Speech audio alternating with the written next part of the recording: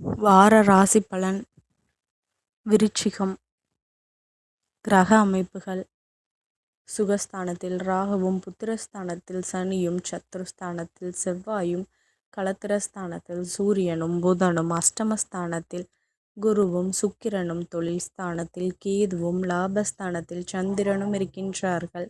சந்திரன் இந்த வாரம் கன்னி, துலாம் மற்றும் விருச்சிக ராசியில் சஞ்சாரம் செய்ய இருக்கின்றார்.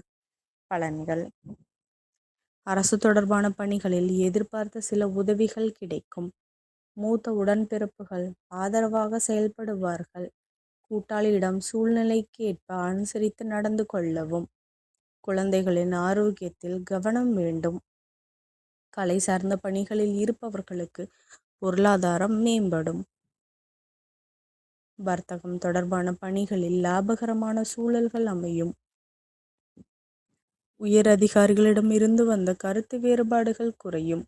மனதில் தேவையற்ற சிந்தனைகளை குறைத்துக் கொள்வதன் மூலம் புத்துணர்ச்சி ஏற்படும். பூர்வீக சொத்துக்களில் சிறு சிறு மாற்றங்களை செய்வதற்கான வாய்ப்புகள் அமையும். புதிய நபர்களின் அறிமுகங்களின் மூலம் மாற்றங்கள் உண்டாகும். வழிபாடு. செவ்வாய்க்கிழமைகளில் முருகப்பெருமானை வழிபட்டு கந்தசஷ்டி கவசம் பிரயாணம் செய்வது சகல நன்மைகளையும் தரும். நன்றி கலந்த வாழ்த்துக்கள்.